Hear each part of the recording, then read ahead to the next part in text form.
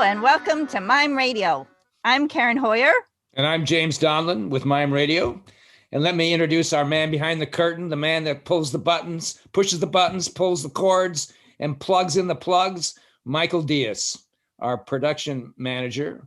There he is. He's also the curator of the Mime Radio Museum. And we're looking forward to something more about that later in the program. Today, we have some very special guests, one of which I've known since 1973 on the Mime streets of New York City. But that's another story that perhaps we'll get into. So let me tell you about the Chameleons. This is Keith Berger and Sharon Diskin from the San Fernando Valley, Los Angeles area. The Chameleons have performed as a mime theater duo since 1985, delighting a wide range of concert audiences throughout the world. Sharon and Keith have been enthusiastically received by audiences and critics alike at theater venues ranging from New York City's La Mama to LA's Disney Concert Hall, from the world-renowned Edinburgh Arts Festival to the Macau Cultural Center. The Chameleons have performed for over 1 million children and adults across the globe. This is very special, this next identity or aspect about them. Their focus as arts educators is primarily aimed at K through 12 students and their teachers. The Chameleons' mission is to impart the magical storytelling aspects of this ancient art form, mime, and in doing so, capture the imaginations of a new generation and teach them how to create performed work that is at once vivacious, resonant, and beautiful. So let us welcome the Chameleons. And there they are. Welcome, Sharon and Keith. We're so glad that you're on with us today. Thanks for having us. Thank you. We're really happy to be here. So we like to start off with this question about when you first go on stage. What's in your mind?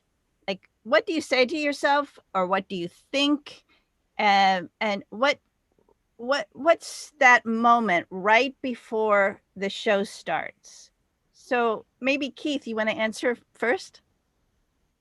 I'd like to defer to Sharon and have I'd like to defer to Keith Hey. and have him answer first.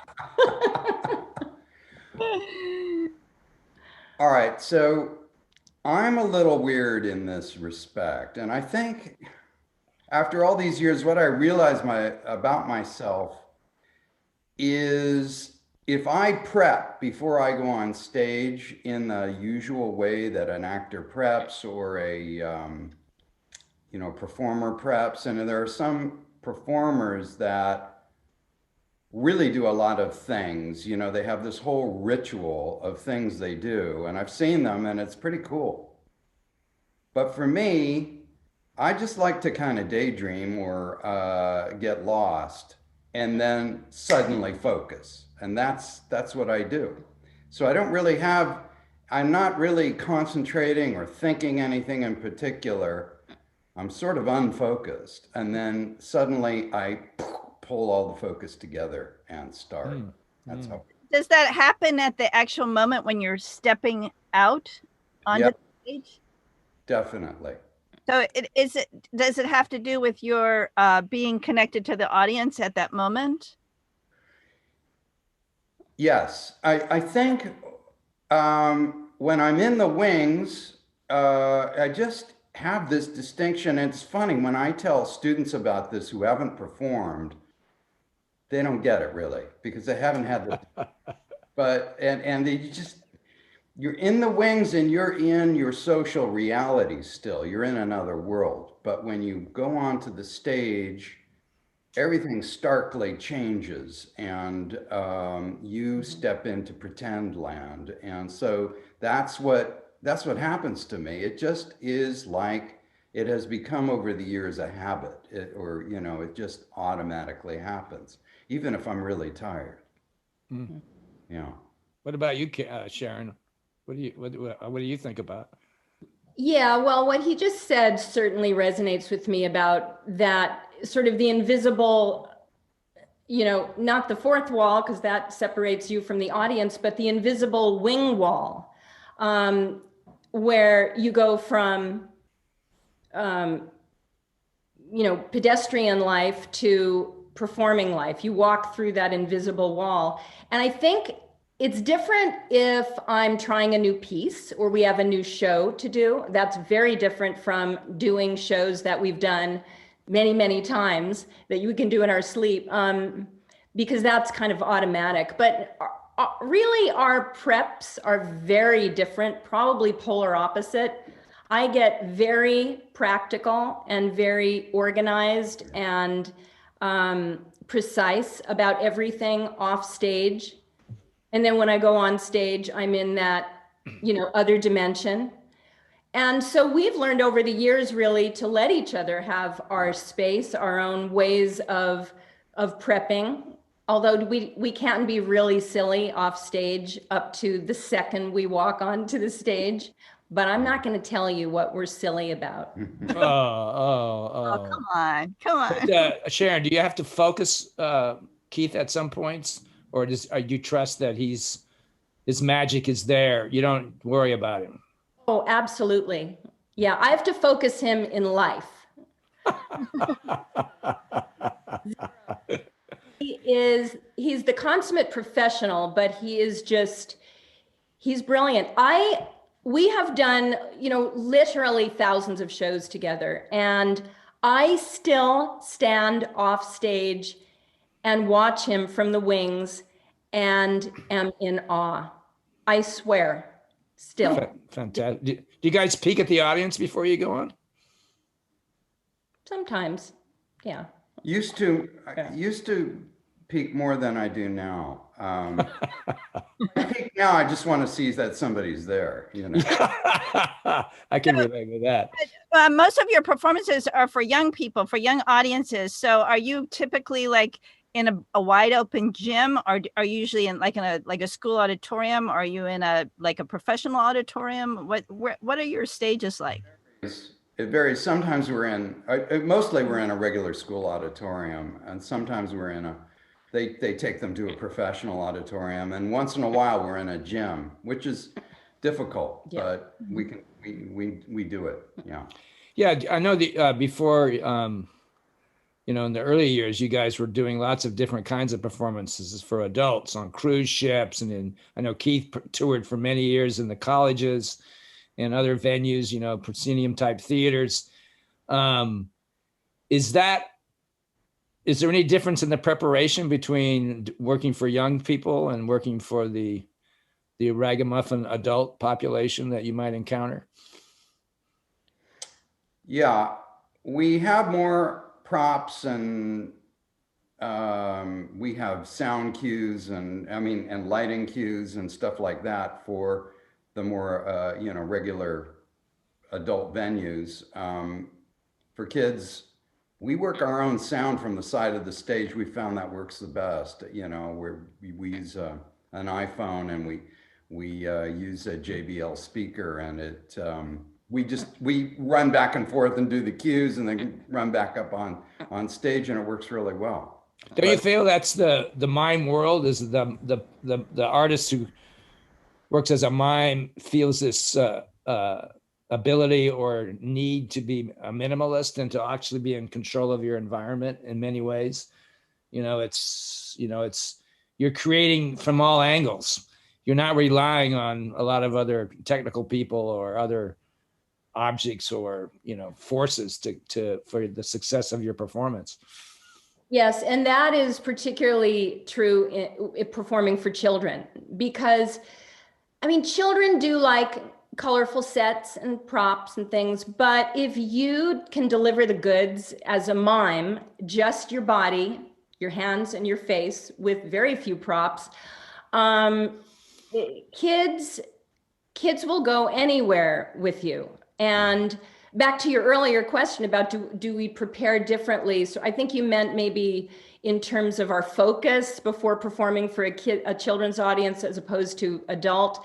I think kids will, we all know this. Kids will let you know the instant they're bored. And that can come pretty quickly if you don't know how to begin your show and grab them and then sustain them. So I think for kids, in a way, you have to be even sharper. You cannot let your focus lag for one moment with kids, because you can feel them drifting away. Mm-hmm. And what do they represent, that audience? Is that a group of individuals to be dominated, to be nurtured, to be educated, to be informed, to be shocked? Like, how do you perceive that audience? You know, whether it's adults or kids, there's probably a difference perhaps, but. They want to be taken on a journey, I guess, like any audience, but they really do. And kids love their own imagination. And if you can, this art form is one in which you engage the imagination. You know, they're coloring everything in as you're doing it. And they're imagining they're making all kinds of inferences. And this is what kids love to do. What they don't want ever is for you to explain anything. They want no explanation. They want to be taken on this journey, and do not interrupt and do not teach me anything. And that's the way kids are. But this is enriching for you as an artist, isn't it? This, knowing that your audience is so rich in their imaginations, it allows you to be free yourself, I would think. Yeah. And to feel that you have a place in the universe as a performer. Yeah, absolutely. Yeah, I was just going to say that aspect of working with kids in the schools, because my company, Partners in Mime, was a touring in the schools. It started about the same time as you did, and I did it for about 15 years. So it's a good chunk of my career. But the thing that was so interesting to me is that the kids would be so noisy and so wild while the teachers were saying, everybody settle down, we're going to have this performance. And as soon as we came out and weren't talking, they were so concentrated and so pulled in, because there were no words they're so used to having words. Yeah. And in fact, we don't like it when the teachers calm them down and say no talking or anything. We just leave the kids alone. We'll do it. Don't worry. You know. Are you ever dissatisfied with a young person's performance, like you might be with an adult performance? I know we all have, thoughts about, well, what was that like, performing in some situation, but, for adults. But do kids ever leave you with a feeling of, whoa, what happened? Or did I succeed? Or did their imaginations, were they triggered? What? Okay, go ahead. You mean after seeing a show? No, I'm just saying, with adult performances, you can have, I don't know an artist who doesn't feel angst sometimes after a performance in terms of, was I successful? Did I get through to them? They were too quiet. Nobody laughed, blah, blah, blah. So I'm just saying, with a children's audience or a young person's audience, does that feeling come about as often as it might with adults or not? No, it doesn't come about as often at all, wouldn't you say, yes, Sharon? I agree. But here's when it does come, and not always. There are areas of the country where it's what I call it a school for the overprivileged. And so these kids come in completely jaded. They are handed, it's often a private school, and they're just handed everything they want. And they can't really sit through anything, really. I mean, they get bored. There's just nothing you can do to entertain them or to draw them in. I mean, well, I would say, they're with you when you're actively, when we're doing a piece, let's say, but if there is the slightest lag in transition, which a non-overly privileged audience would be fine with, because there is a natural sort of negative space between action. That kind of audience that he's talking about, they're so used to having the next exciting thing happen without having to wait. Mm-hmm. So that's when they'll check out. Mm-hmm.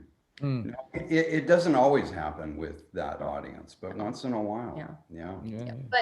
But I mean, kids, I mean, to your question, James, of course, we end a show and think like, how do you think that went? I don't know. think that went because there's like a weird quiet or something. But you know, you never know. You just have to do your best. But what I love about kids is that you can be in their, you know, stain-ridden cafetorium, you know, those old spaces that were half auditorium, half cafeteria. So they're sitting on the floor, the curtains are ripped and stained, and you smell the tater tots wafting in from the kitchen next door because the lunch ladies are making lunch. And they don't care. They don't care about any of that. If you're good, they go on the journey with you and you can take them anywhere. And, you know, one just little cute story that I've told before is we got to the end of one of our shows that we perform called Adventures in Space. And it's a show about two school-age children that daydream themselves into outer space and they save the universe from the evil giant space dude. And the audience has to help save the boy, space cadet, from being sucked into the black hole. So we teach them the rope. And at one point, the girl, tells the audience, you know, grab hold of your rope. This is a play that we actually speak in portions of. And, you know, we teach them how to do it. And then when they get the cue, they pull the boy out of the black hole. And we finish the show, you know, everything, you know, everyone lives happily ever after. And then we're on stage doing a Q&A, which we always do after our shows. And a little boy, he was probably first grade, raised his hand with a little worried look in his eyes. And he stood up and he said, "Can I let go of the rope now?" Oh my God, that's wonderful. Is the power of the imagination. He was still there and he didn't want to let go of that rope because if he did, the boy might get sucked into the black hole.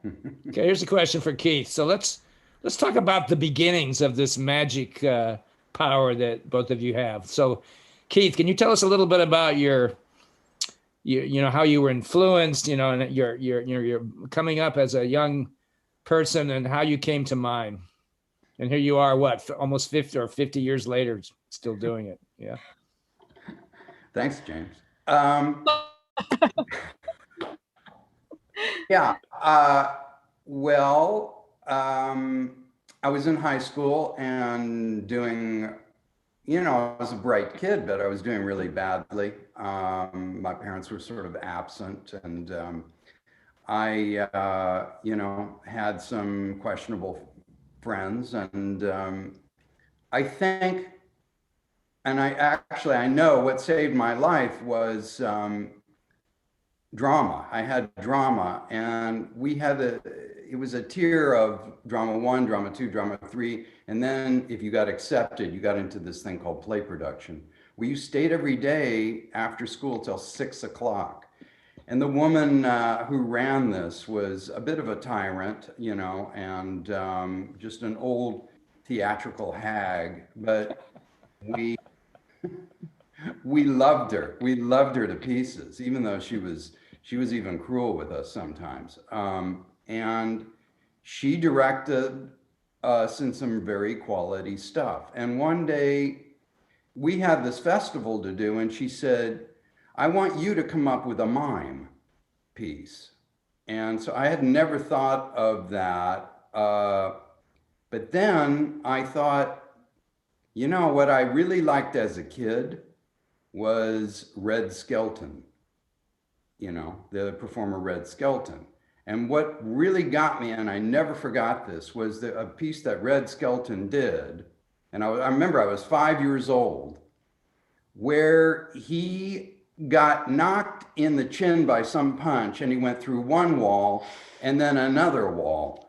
And it was so funny to me as a 5-year-old kid seeing this on TV that I couldn't sleep that night. And this is what I want to do. Punch people through walls and go through walls myself, you know, and have people see me. I can't stop thinking about it. So it just kind of got to me when she asked, I don't know why she asked me to do this mime piece, but she did. And so I created this mime piece about a boxer who fights an imaginary opponent and gets hit. And I don't remember it exactly, but it actually, I did it in the festival and did quite well with it. And Did she ask you to do this because you were athletic or quiet or both, do you think? To do a mime, to create a mime, because you said it surprised you. I'm just wondering, what do you think she saw in you? She said, this guy, Keith Berger, can do this mime. Yeah, you might be onto something with the quiet thing, because I was very quiet. So I didn't think about it. I don't know. I never asked her why she chose me. I guess she just, she probably thought I was quiet. And I think she liked the way I moved on stage. And so, and for some reason, she also knew I could come up with my own piece. Mm. And that was the thing too. Now, this was in North Hollywood, or what part of the LA? Because you grew up in LA area, like I did. Where exactly was this? Chrysalis. Part of the valley called Sherman Oaks, but my high school, Grant High School, was in, I think it's considered North Hollywood. Yeah. So, Keith, had you seen any mime performances at that point? No. No, you just knew that mime was performing without using words. And that you used invisible things and Yeah. invisible things. And what would have been your role model besides Red Skelton? I mean, when she said, "Let's do a mime," Keith. Yeah. Did Red Skelton come to your mind, or Marcel Marceau, or somebody else? Richmond Shepard? Who would have come to your mind so you go, oh, I can start from this place? Let's see. Well, Red Skelton, Charlie Chaplin. Charlie Chaplin. Mm-hmm. And Stan Laurel, especially Stan Laurel. I mean, I would be glued to, the TV whenever there was, they used to play Laurel and Hardy and Charlie Chaplin, but more Laurel and Hardy. And I really loved Stan Laurel. I mean, just everything he did, moment for moment, I was just transfixed on, he was very inspiring to me. And so, and deep down, I knew from those silent films, that's what I wanted to do somehow. I wanted to do that.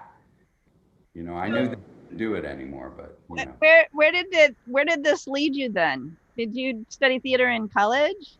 Well, then I went and I auditioned for the American Academy of Dramatic Arts in New York, and I got in, and there was a mime class, which I was really happy about, and it was taught by Paul Curtis of the American Mime Theater. And his style of mime, of course, was really different. By that time, I had seen Marcel Marceau, but Paul was really, really different from Marceau. In what way?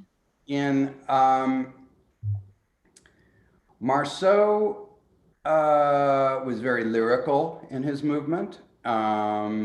It was all predicated on invisible objects in an invisible world, whereas Paul's vision of this was everything was very staccato and intense and in intention, and it was based on method acting techniques. He was a strong method actor, so that you use those method acting techniques with this tension on your body, which he called form, to create characters and interplay between the characters and create symbols.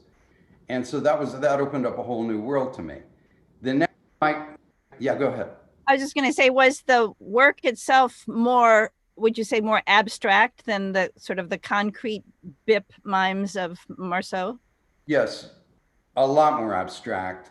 What he would call it an extension of reality rather than abstract, but it was much more abstract than.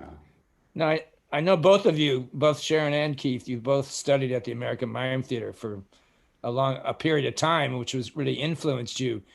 So Sharon, going back before that time, where did you begin? Where was your source of interest? in physical theater and performance? Yes. Well, I mean, I can mark my childhood as my original inspiration to go into physical theater and mime by watching Charlie Chaplin movies, for sure. You know, you don't know these things are really important to you until you're much, much older. But, you know, I can definitely say that Charlie Chaplin was a huge influence. I don't think I saw any other silent film comedians, well, other than Lucille Ball. And the I Love Lucy show, because she was phenomenal and I loved her and she was hysterical and she was a physical comedian, very groundbreaking, especially in the area of women physical comedians. But I loved Charlie Chaplin. I think I laughed harder. We went to the movie theater to see one of his silent movies. I think it was Modern Times. Yeah, it was a double feature, Modern Times and City Lights. And I laughed harder than I've ever laughed in my life. And then I had my mom get out the huge Super 8, what was it called? Super 8 projector and the big lights. This was many, you know, way before even camcorders. And I made my own Charlie Chaplin variety show. So I was Charlie Chaplin and I did my routine. And then I did sprinkle in a little Samantha Stevens. Does anybody know this reference? From Bewitched, Elizabeth Montgomery, who was a witch, the original witch.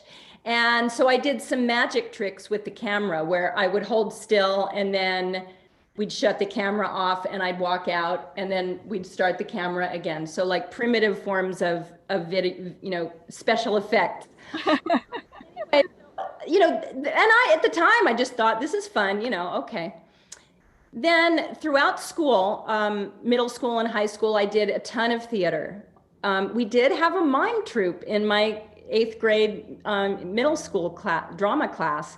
And that's really did my first mime plays. And this is in the Phoenix area, correct? Where you grew up? I mean, in those days, the drama teachers were very serious.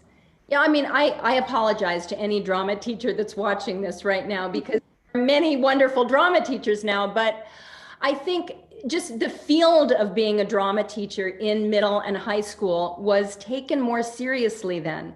So you had these really serious people, and she was a serious, you know, kind of hard teacher, my 8th grade drama teacher, and she developed this mime troupe with us. And I think I had the only solo in it where I played the hunter and the hunted, you know, going behind the screen, that sort of piece. And we toured to elementary schools, you know, a few of them anyway. But I was always in straight theater. I mean, you know, past that experience, I did a lot of speaking theater, a lot of musicals in high school, and then and a lot of community theater too. And I'd say my two most influential roles for me as an artist, as a young artist, I had the opportunity in community theater to play Anne Frank in The Diary of Anne Frank and Peter Pan. And when I look back on all the shows that I did, I think those two roles were seminal for me. They are both children. They both never grew up. One didn't want to grow up. The other wasn't allowed to grow up. They were, you know, opposites in certain ways, but I think really shared a lot of very deep characteristics with each other. Anne Frank will forever be etched in our minds as a child, and with all the angst and joy that goes into being a child. Same with Peter Pan. And I think it's not a coincidence that I've spent now the greater part of my adult performing life performing for children and teaching children, because I think in a way I never grew up.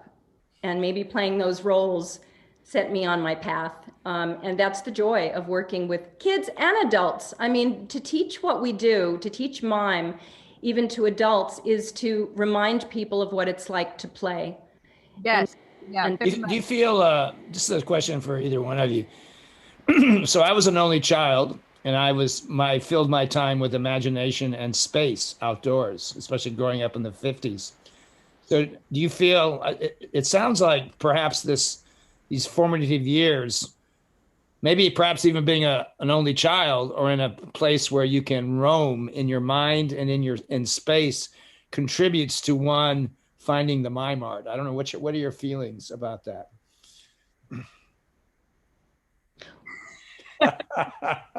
Um, well, I wasn't an only child, so I'm not sure I don't know quite how to answer that, but I was in my own space as a kid. Yeah, Oh, that's my point. This idea, this being having the privilege of being alone when you wanted to be, and being able to fly in your mind.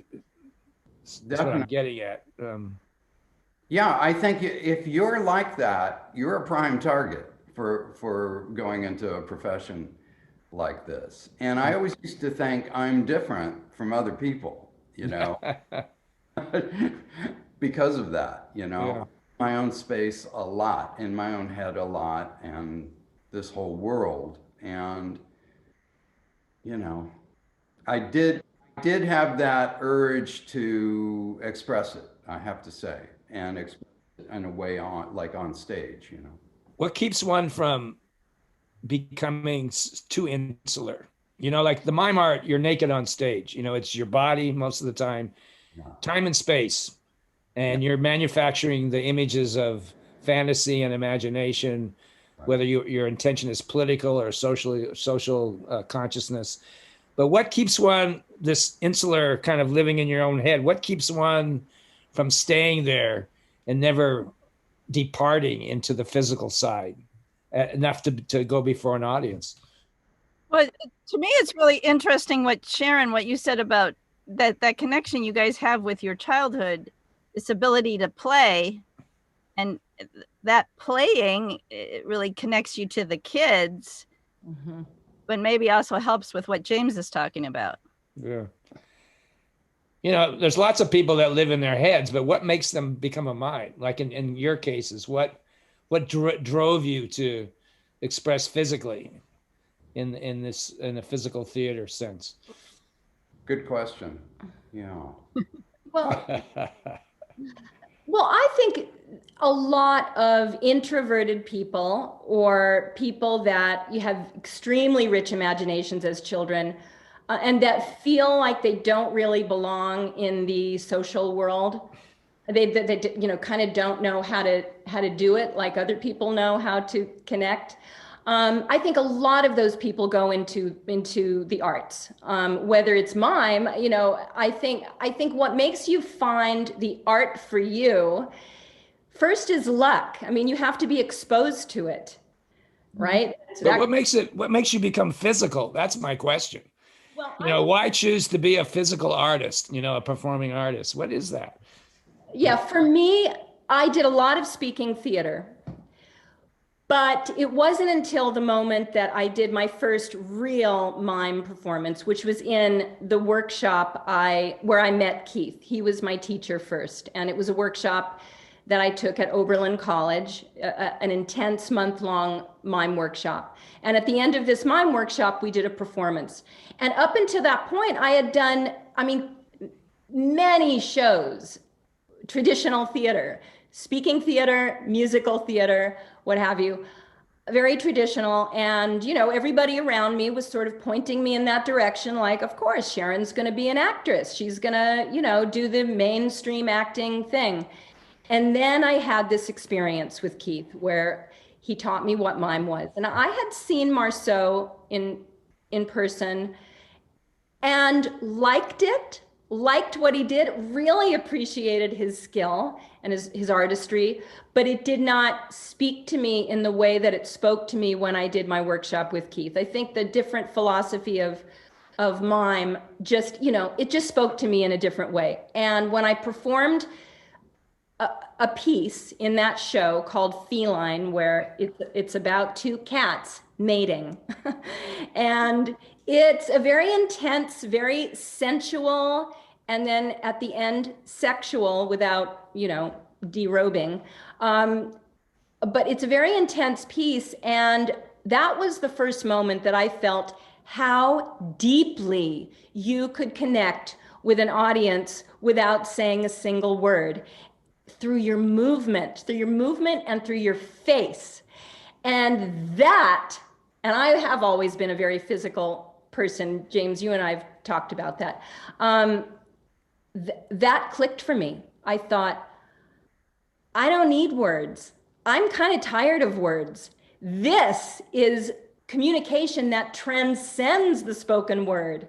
Not to knock words, but it spoke to me. And that was it. I never looked back. Well, perhaps I was going to say you both are expressing this rich childhood of imagination, and you perform for kids, mostly now professionally, but the idea of being a kid is a physical notion. If you're a kid, you're physical. Right. So it seems to me, if you have kept this playfulness, this childlike quality, that obviously you will be physical, and through your whole lifetime. So maybe that's the answer to why one becomes physical entering the mime form. Here's another take on it. And I know there are male dancers, for example, who have told me the same thing. For example, I was somewhat athletic as a kid, but I loved playing, but I was really, really anti-competitive. Mm-hmm. And I just didn't see the point in competition. It's not that I hated it, it's just I didn't see the point. Was there stress involved? I know with me, I was quite athletic, but the competition eventually stressed me out because I had to conform to a certain behavior that was somewhat uncomfortable by my nature, And I found that too. And I just thought, okay, I don't want to mess with athletics unless I really have to, or if I'm having fun with some friends playing football or something like that.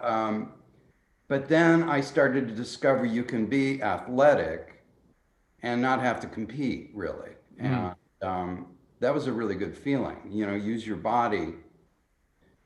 Because I could do certain things. For example, in high school, I had I remember this guy clear as a bell. He was a sadist, and he hated anybody who was not one of his gymnastics team, and he would sneer at us and challenge us to do stuff. And once we were all sitting there, and we're sitting down, and he points at me, he says, "Berger, I want you to climb that rope all the way up to the ceiling. And if you don't, you get an F," or some deal, where it would have been totally humiliating. God. And he said, yeah. And he said, "You may not use your feet." And I never did it. That was the first time they hung that rope, and it was like really high up. And lo and behold, now it might have been because I was really skinny, but I climbed that rope like I just shot up to the top. And I thought, wow, I did that, Other guys tried it and they couldn't do it, but I did it. And I just thought, I must be pretty good. And that teacher he turned red. He was so mad at me. Because you walked out the door, you came down, you looked at him in the eye, and you just walked out the door. That's a good story. I was going to say, Keith, you should make a piece about that. That's a great story, a great lesson for kids and adults alike. Go ahead, Karen. I was just going to say, I want to hear the end of the story, because we've sort of brought the two of you up to a point where you've discovered your in mind. But how do you meet? And Sharon, you already mentioned a little bit that you in his class, but how did you become, life partners and creative partners? In a nutshell, tell it, in 3 sentences or less.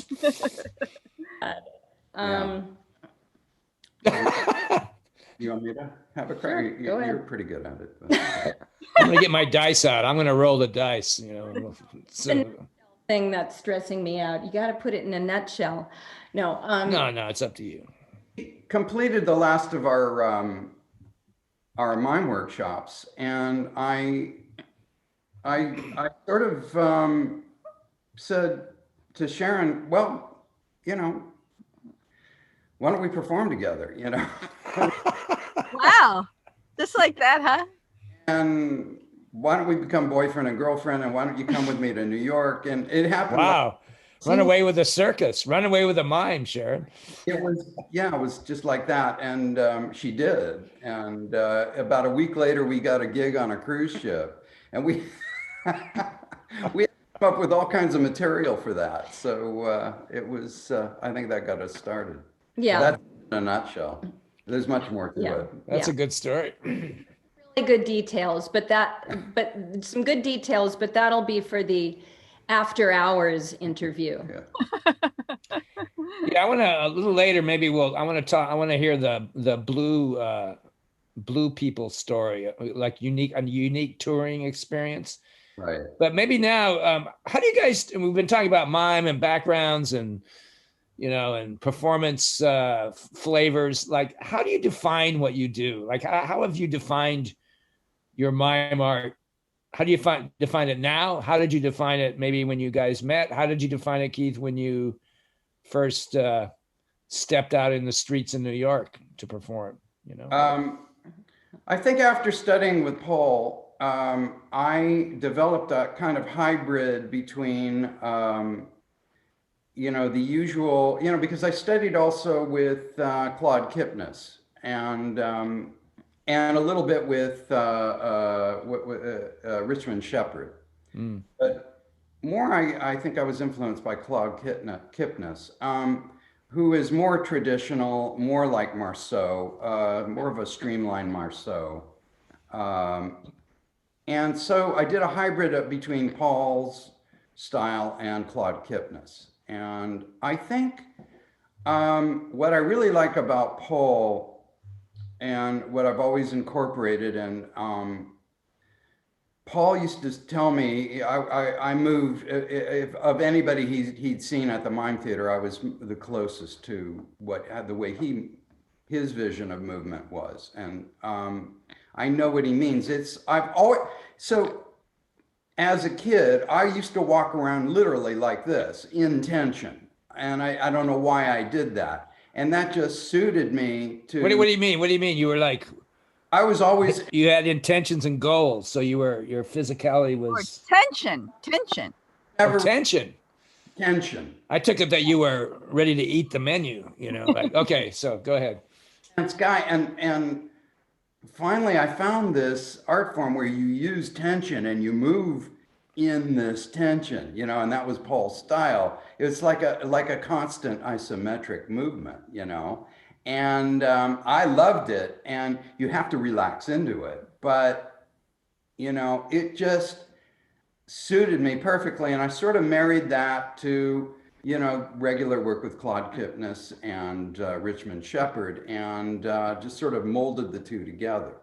And I would say that typifies my personal style. And I think when I saw Sharon on the first day of our first workshop, I said, well, she's just like me. She's not a female me. She's very different, but she moves that same way. She has that tension in her body, and it's electric. She was like an electric cat. And I just thought, wow, I have not seen that in anybody else except for me. Did you say electric cat? Yeah, like an electric cat. That's a great, what a term. Well, I'm never going to look at you the same, Sharon, after that. That's wonderful, an electric cat. Yeah. So in terms of like your style, this sort of tension, relaxed inner, outer tension, and partly abstract, partly concrete, but like, what do you think is the purpose of the art form? Like, what, in terms of your definition, why mime? Because why would we do it that way? Is that Why would you do mime? do you? Well, I mean, I think it's the purest form of communication. And when you're communicating as an artist on stage with an audience, the idea that you can, I mean, you can say this about music. Music is a nonverbal form of communication, but it's oral. Mime is visual. But that idea, it's universal. You don't have to speak the same verbal language to understand what's happening on stage. And there is, studies have shown that in the 70% range of communication every day is nonverbal. We think of communication as being verbal, but really the vast majority of our communication is nonverbal. And if you can put that thing into form, into a physical form that is both exciting to watch, skillful, dynamic, and even beautiful in the way a dancer is beautiful and dynamic, but you're not performing to music, you're not, or, to a rhythm, you are communicating a story to the audience. It's like magic, and it's hard to do well. It's really hard to do well. And that's why there need to be more mime teachers in the world. Because when it's done well, it's very immersive. On this incredible journey, and they leave going like, I never knew that existed. I never knew I could feel this way coming from that art form, from that performer who's conveying this form of communication with me. It's just like magic. Well, it's very immersive, isn't it? Physically and emotionally. You can't be a mime without the emotional intentions and depth that Keith was talking about, and this in conjunction with physicality. And that's exhausting. And a lot of people can't do that. They can't equally enter the psychological and the physical on this, on an equal plateau. Right. And I think that is what makes it difficult for most people.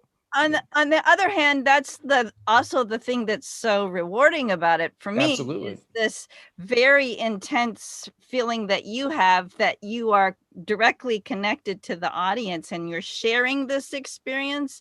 That's so fulfilling. Yeah. Absolutely. Well, you're using your whole being, right? You're using every tip of your body and every tip of your mind to do this art form.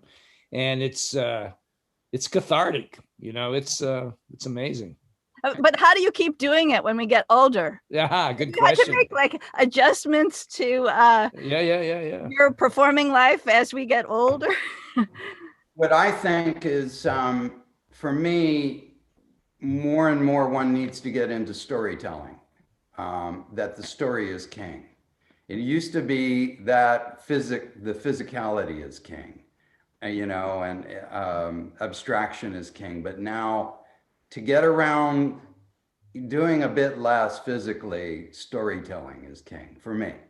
And that happens naturally with aging, I think. I think the elder can tell a good story, and you learn to take the physical and put it in its more economical place the older you get. I think that's natural.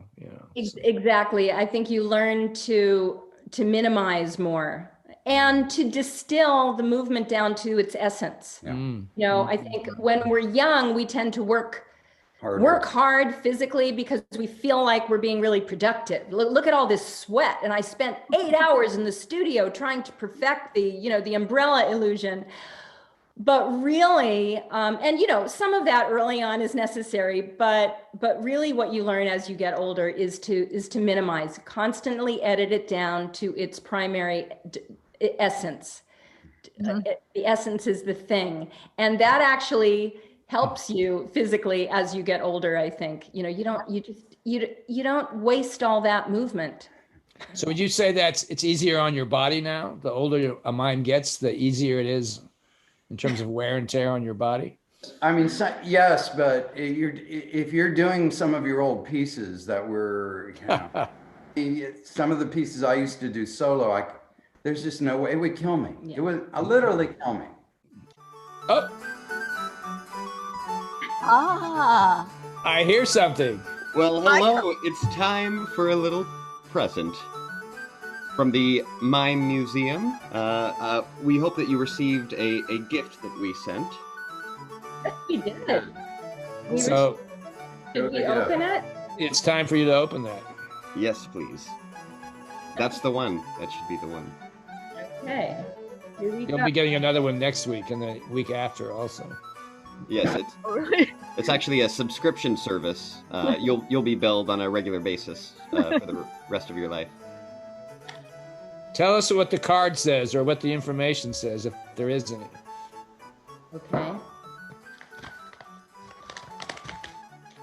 There's no card in there.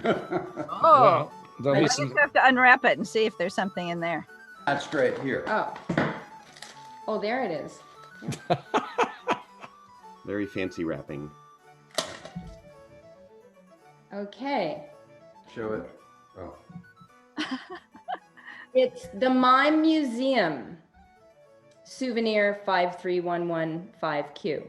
Description. This makeup tin contains portions of the spotlight swept up by Emmett Kelly during a Ringling show at Madison Square Garden in 1952. Do not expose to light. Oh my God. That is amazing. Okay, now I'm going to open it. Yeah, be careful. Don't let the thing escape when you open that. tin. Yeah. The inside of the, should I read the inside of the card? Sure. Thank you for joining us on Mime Radio. Please accept this gift from the Mime Museum collection as a token of our thanks. Hosted by Karen Hoyer and James Donlin, Michael Diaz, producer, curator. Well, thank you. Thank you. So Don't open it. I'm not right? going to open it. It's in here. Yeah. It's in there. Yes. Yeah. Thank you so much. You know, maybe late at night, and you can put it on your bed table and you can kind of let it crack a bit and you can sort of feel the light in the room, and could That be is- very romantic maybe, Very cool. Thank you for joining us. Thank you. Yeah, thank you. Yeah. Wow. Yeah. Our curator of the Mime Museum is deacquisitioning his things, so you're the lucky recipient. Well, We're we feel honored. blessed. Hey, do you guys have any disaster stories about your adventures as traveling mimes? Anything spring to mind? What on the Yeah, any disaster stories or maybe unique experiences? of a disastrous? Well, here's my disaster story. I was Yeah. I have several actually. One, Yeah. okay.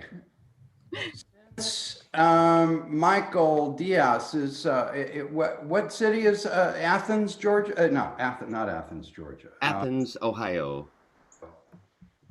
There is a town, I don't think it's far from Athens, it's called Defiant. Defiance, Ohio? Okay. Yes. Yeah. Oh, I don't think you've heard this one, James. So in the 70s, I do these teasers. You know what a teaser is? It's you go into the cafeteria and Of a college. and you do 5 minutes of stuff, that, and everybody talks and comes to the show, and it really worked well. So Those were the days. Oh, those were the days.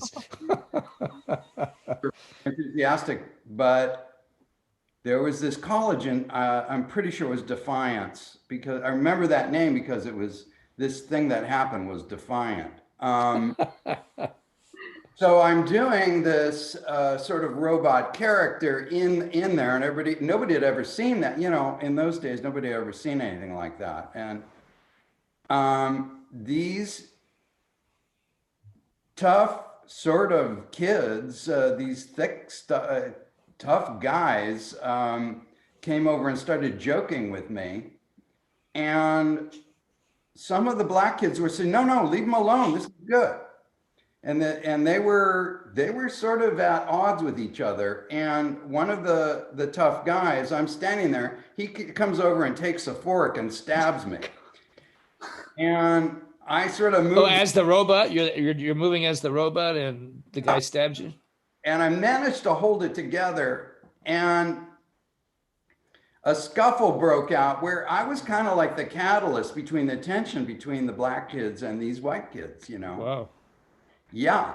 But they thought that the black kids were very protective of me, and they when I did my show, they had a group of them camped out on the foot of my stage. They all had McDonald's and were eating it on the foot of my stage, and nobody was telling them to leave. And the whole audience came in, and it was packed, you know. But there were these guys there waiting to, you know, to punch anybody out who dared come in contact with me and me. And Eating their McDonald's, eating their food. McDonald's, and they're watching the show and watching the audience at the same time, and there are about 20 of them around the Wow. stage. Yeah. Oh my goodness. Yeah, that I remember because Defiance, Ohio, you know. Fits, right? Yeah. I have a question about your creative process, about how you create work.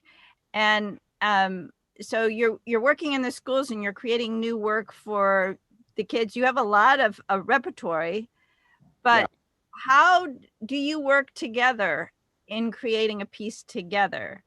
Like, how is one of you the director, one of you the idea person? Do you collaborate? Do you brainstorm? And where do those ideas come from? Well, for the pieces that we do together, generally Keith comes up with the initial idea. And then she changes it completely. Yeah, She turns it inside out and edits it. And well, but in collaboration. So Yeah. it's like he comes up with the initial idea, then I take it and, you know, give my 2 cents. And then we both work together. And then, of course, in the studio, when we get it on our feet, it changes more, you know. But that's generally how it works when we're working together. I have some solo pieces that I've written, you know, and other types of pieces that I've written, and I'm in control of, you know, I not in control. I mean, I come up with those ideas for my, you know, for my own solo work. But generally when we work together, that's how it goes. And it's great. And I like being the second one, and, you know, who takes a pass over it. But Keith has a really wonderful imagination. And he, especially with our work for kids, he is very in touch with what excited him as a kid. Not from an adult point of view, not from what adults think kids like. Yeah, that's the key, isn't it? Yeah. That's the key. And I really trust him with that. And he's just come up with some wonderful ideas because he takes it from within him. Do you guys create a new show every year, or 2 shows, or do you recycle material and add a few elements every year? How do you grow the work if that's important?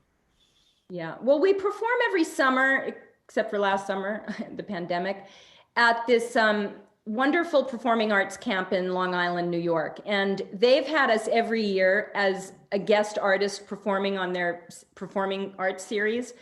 They're very well endowed, so they can bring professional performers in to perform for the kids.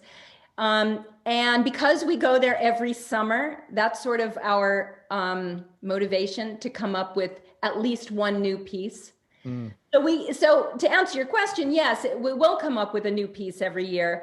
Does it stay in our repertoire? Not necessarily. You know, we have to kind of see which of the new pieces still resonate with us and still, you know, are just in tip-top shape to be performed. But the interesting thing is, you know, I'm sure you both can relate to this.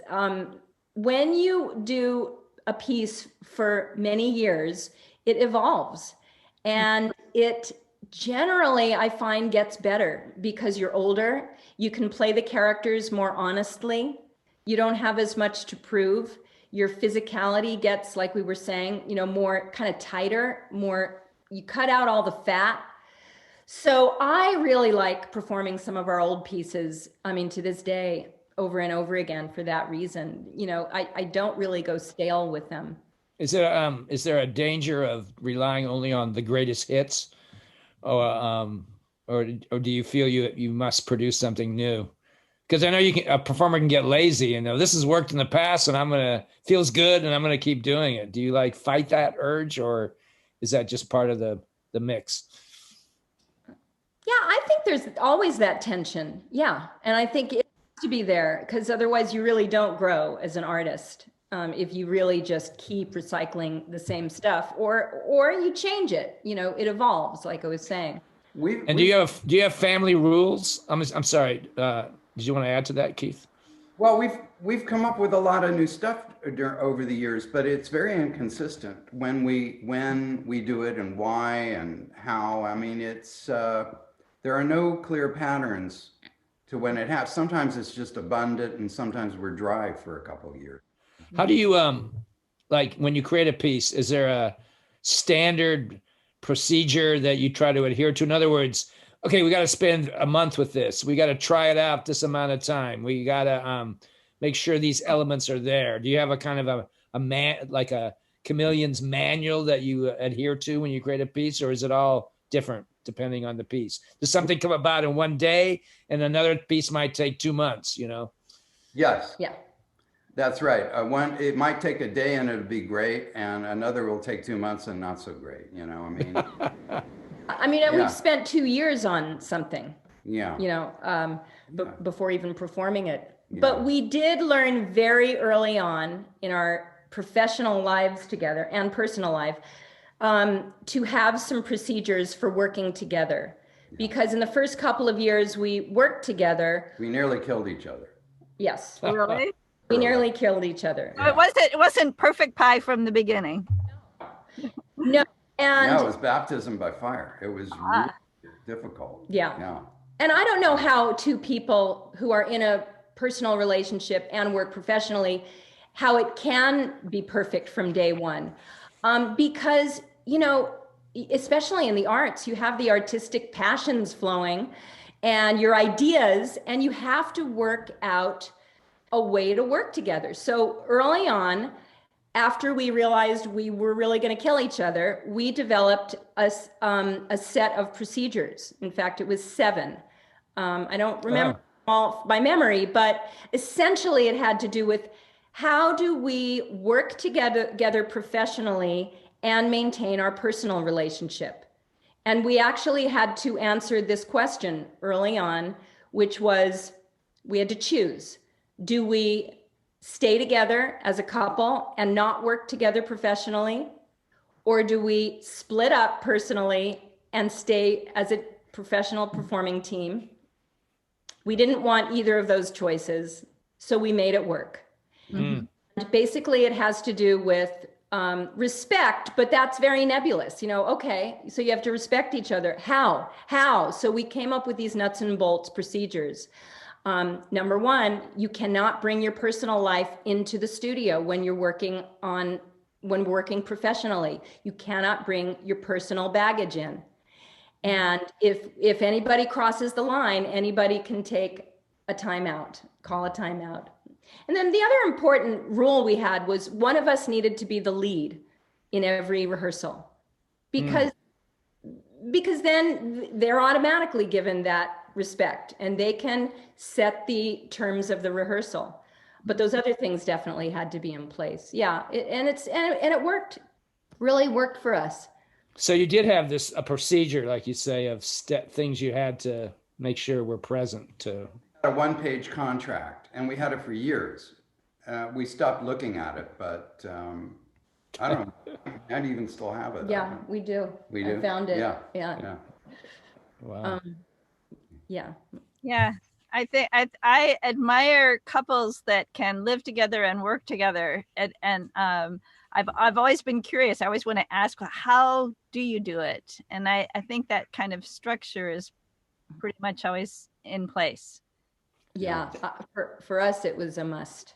So now, obviously, you guys teach, or at least teach through the. I remember I was an affiliate artist at one point. I don't know if you know what that is, but there was this thing called the Informants, where it was a combination of a performance and a lecture and a workshop all in one, and you performed all over the country. But I know you guys teach, and I know you're doing it by Zoom right now. So how does that fit in your professional life, and what are your goals as a teacher to give to the kids? Yeah, and also, like Keith, you were talking about how you were touring in the colleges and probably teaching workshops, so that's how the two of you met. How is it different teaching college age and the teaching you do when you do a residency, like at a elementary school? I'd say it's very different. I miss the older kids. You can do a lot more with them, and they're a lot better than the kids are. But the kids love it. I mean, they love it to pieces, even though they're not very good at it. That's great. But they love it, and it resonates with them, and it's very rewarding. I do miss the older kids and older performers, and whenever I get a chance to work with older people, I really enjoy it, because you can just do an infinite amount more with them than you can with kids. Mm-hmm. Do you have an overriding philosophy as a teacher, how it fits with the mime art? You know, like I feel that part of being a mime is to impart information and to hand down skills and knowledge from the elders, let's say. The older I get, the more I'm feeling that it's almost like a Zen thing. Like you're a Zen teacher in a sense, like handing down these, mysterious forces of time and space. I can relate to that. Yeah. Do you have something similar to that you? I do. We're actually, we got this idea, what's happened over the years is, there's this guy, I think his name is Alvin Toffler. He wrote this book called Future Shock. And his point, you heard of it? And this is way back, I don't know, might have been the late 80s, early 90s. Yeah. He said, in the future, everybody's going to think in terms of short blips. Words he used. And I thought, really? But it happened. So I have been thinking, like, for kids, they have been trained to think that way. So the longer formats for them aren't working as well as the short things. And so I thought, and it was actually initially Sharon's idea, why not produce a series of videos that are really short, like 10 minutes, that really impart all the secrets and beauty and playfulness of mime. And we'll have a whole 10-part series with just these short videos. So that's what we're working on right now. That's a great idea.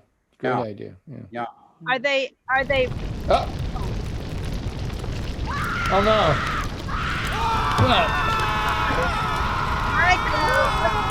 Whoa. Put it out. Put it out. Put it out. Ah, it's a fire. Oh, it's time for rapid fire, guys. Are you ready? Mike, are you there? Did you get it out? Did you get that fire out? Good. This is a special moment in the program, and it's called Rapid Fire. And this is where I will shout out one word in a list. And there's several words. It's not one word over and over in a list, but I have a list of words. And you are to, off the top of your head, as quickly as you can, respond with a verbal reaction, like it's word association. But because there's two of you, we thought that there should be a visual component too. So one of you can create a reaction verbally, and one of you, we would like, if you wish, to create an answer gesturally, however you want to do it. Okay. At the same time. So would you like to try this method of play? All right. Do you have enough room to move around a little bit? Yeah. Who's going to do the physical? You think? On. Okay. Sharon's going to do the physical. Keith is going to do the verbal. All right. Now I'll try to manage this and watch carefully so I know when to give the next word. This is called rapid fire. This is the highlight, the hot highlight of our program. Okay. What one word answer or something? Yeah, you know, word association. If I say props, what do you say? Like stuff, or baggage, or not necessary, or you know what I'm saying? Okay, so it could be more. Yeah. If I say James, you say handsome. You know, something like that. Okay. All right, got it. Yeah. Okay, are you guys ready? You ready, Sharon? Okay, here we go. Spotlight. Sun. Nice. Hands. Feet. Eyes. Orbs. Fourth wall. Glass. Sweat. Lather. Child. Else. Elder. Me. Props. Unnecessary. I think Mask. my usual face. Age. Old. Failure. The right way to be. Critic. Loose. Teacher. Asleep. Fame.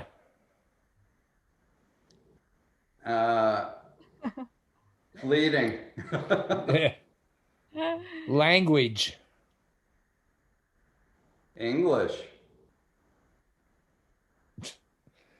Mime. What we are. Future. Present. And a riff on that. Now. And then. Thank you very much. Ladies and gentlemen, that was Rapid Fire by the Chameleons. Bravo. That's wonderful. Yeah. Thank you. A little mini performance. Yeah. To all the way. What's that? Impromptu all the way. Exactly. When you are out and about and people ask you, what is it that you do? How do you explain your life? How do you introduce yourself? Yeah. That was priceless. Yeah. Mainly I say I'm a mime artist because everybody responds well to it. You know, they think it's the coolest thing in the world. So. And our kids, I didn't think this would happen, but our kids find that when they say their folks are mimes, people practically jump out of their skin. You know, it's like, you know, a really cool thing. Isn't that interesting? Because for decades, mimes have struggled with what to call themselves. Yeah. Sometimes you're apologetic, sometimes you're rebellious, sometimes you're trying to find another way to describe yourself. Right. But yet, when you say mime, people light up. it's what we just need to embrace that and just that's what we do. Keith, that's so funny because I was always wondering whether my son and my daughter what they thought about what I did, and then I just happened to discover that they thought it was cool, and I was like, oh, good. All this time I was kind of like, no. I know, me too. But nowadays people think it's really cool, especially the young people. What do you think? Why do you think that is? Why do you think they think it's cool? Because it's like Paul Curtis said, mime goes in and out like tap dancing, right? Sometimes tap dancing is very, very cool, and then you don't hear about it for a while, and then suddenly tap dancing. Well, it's the same thing with mime. And then you see the tap dancer, like right. you see the old videos, or even now, and you're going like, whoa, what a thing to be able to do, you know? Exactly. Yeah. Yeah. And I also think if you're in the performing arts, people are used to you being in one of the major categories. You know, I'm a musician, or I'm a visual artist, or a dancer. You know, when you're that specific, you know, because sometimes I'll just say, you know, I'm a theater artist or something. But when you're that specific, I don't think people are used to meeting people that can actually make a living doing something that specific. Yeah. Mm-hmm. And so that in and of itself, it doesn't have to be mime. It could be underwater basket weaving, you know, but very esoteric and even ancient that the person actually does for a living. That is really unusual. So I think that's partly why the younger generation thinks it's cool, because you know, it's kind of tough for them right now. You know, they have to. Do you have to qualify it? Do you have to say we don't necessarily perform at birthday parties or in the street? Or do people assume, or do they have a openness about them? You know, once in a while they'll say, "Well, could you perform at a party?" And we'll say, "Absolutely not." You know, we will not perform at a party. Yeah. Well, we're a little nicer than I'm nicer than that. I'm not. That was a good point you made, Sharon. Like, what do you think the pandemic has taught us in these times as mimes? Yeah, there's like we had this moment of pause. Was there anything good about it? Oh, for me, there was. I mean, being allowed to put the brakes on my everyday busy life. I mean, we're very fortunate in that we're also in a part of the country where there's a lot of work for us in Southern California. So we've always had enough work, knock wood. But to have the brakes put on and sort of be given a sabbatical, even though I've been doing a lot of Zoom teaching lately, which I've really enjoyed. But, you know, for the first several months, you know, we were making videos, but we weren't needing to go physically to places to work. So it was like a gift, like a sabbatical, where I could start thinking, reflecting on this art form and what it means to me. And we formed a group of 5 women mime artists, of which Karen and I are members. And that has been just a joy to share this art form with other people. And that would never have happened had we not had this forced sabbatical. You know, there were definitely some hard moments for me this year, but you know, that was the good part, is just being able to stop and think and reflect. Mm-hmm. Are you guys concerned about legacy? I'm not. Why? I think that's probably my Achilles heel. I never really cared much about that. And sometimes I think I should, but I just think, you know. What about the influence that you've had in a big way or a small way with the kids that you've performed with and taught over the years? I just know we have. I just know it. You know, I know there were a number of times where there at least was one kid in that audience who will never forget, you know, and who will have been touched, because I was as a kid. Mm-hmm. by certain things, live performances. And I know there are kids that are, you know, touched in the same way by us. And I can see it in their eyes. So that's all I really need. What advice would you give to these young people today as young aspiring performing artists or mimes? You know, because as Sharon said, this is a really difficult time for younger people who want to be performing artists. You know, this last year has been horrible. It's been a nightmare. Yeah, even in general, though, I mean, because right out of college, they need to make a good amount of money to afford their housing, rent. Yeah, it wasn't, you know, when we were younger, it was a little different in some ways. Have a lot of time, you know, you have to get a full-time job to pay your rent or, you know, your living situation. You can't bum around like you used to, you know? Right. So what advice would you give them to navigate those challenges and still keep their dream and their love of performing or creating? Make it work. I mean, don't give up on it. If it really is a dream, don't give up on it, you know, but do dispense with the notion that it has to be your career. Because I think as soon as you put that kind of expectation on yourself as a young person going into the arts, then if it's not your career, you feel like a failure. And some of the happiest people I know are people that have other professions that, you know, were more secure ways to make a living, but still do their art. Mm-hmm. In addition to that, I'm not going to even say on the side. I don't like that way of framing it.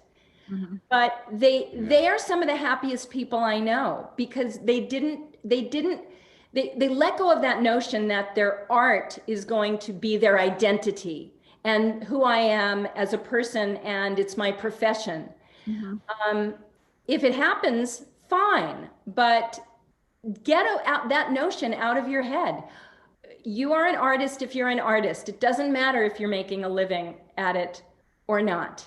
Just do it and, you know, find the spiritual fulfillment from it. Yeah, the riches come from within, don't they? And, you know, and the sad part, and this is the reason why I admire you for continuing to work with kids in the schools, is that many kids are not exposed to the arts. And so anybody that tours in the schools and brings the arts to the schools, that's sometimes the only way kids learn about music or dance or theater or mime. Right. Yeah. Absolutely. It's so important. And again, these kids don't, you know, the vast majority aren't going to grow up to want to be mime artists or musicians even or something, but it sparks their imagination. It sparks their creativity. Mm-hmm. We're going to be doing a workshop in a month for employees of Google. Oh, really? Oh, great. So, you know, it's big corporate thing, but, you know, good for them to spark the imagination of their employees by exposing them to an esoteric art form. And, you know, that is where the gold is touching somebody spiritually and emotionally through an art, either as you, the artist, or the receiver of the art form. The goal should not be to become famous or to make a lot of money or make it your profession. If that happens and you want it, fine. But that should not be the goal. That's a very Western way of looking at it. And I think art should be something intangible. So you're working on the 10 short studies of mime in video, and then you have this new world with the corporate entrance. These are exciting things. So is this something you want to do more of? Something you want to work on as you go forward? The corporate thing, every once in a while we'll get asked to do something like that, but it's never been anything that we've pursued. It sounds like these 10 lessons you were talking about could be expanded, or that's a fantastic idea. Yeah. Is there anything that we should know about that it's coming, or where people can find something like that from you? It's coming. I mean, that's another thing about this year and doing everything on Zoom is that you realize how mime really translates well on the screen. You know, have done a lot, have had a lot of our shows videoed over the years, but it's always to capture the live experience. We've done very little studio video work, a bit, but not as much. And it really does translate well in this two-dimensional If you do it form, right. if you do it right. Yeah. Yeah.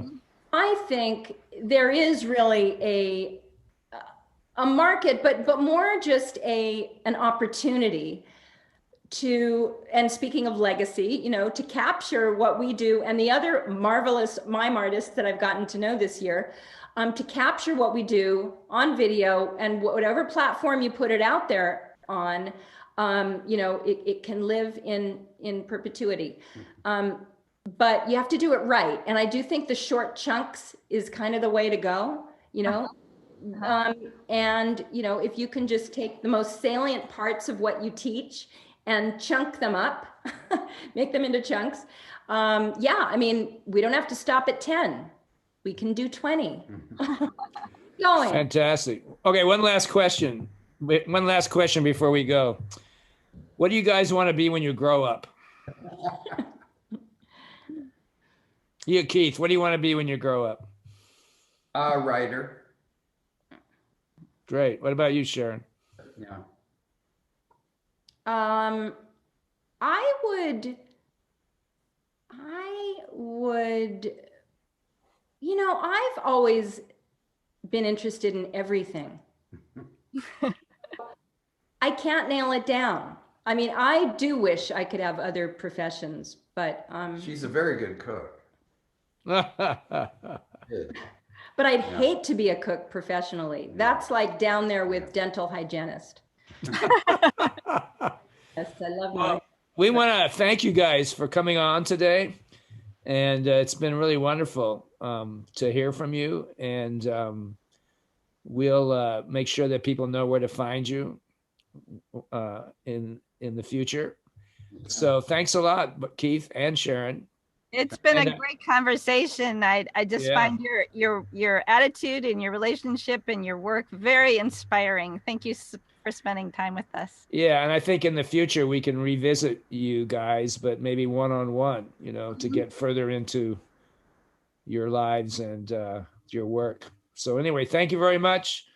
You, Yeah. Karen and James and Likewise, Michael. Thank you so much. This was a lot of fun, and congratulations on this new venture. I think Yeah. it's a really great thing for you to do. And I have a question: who's interviewing you? Well, that's to be decided.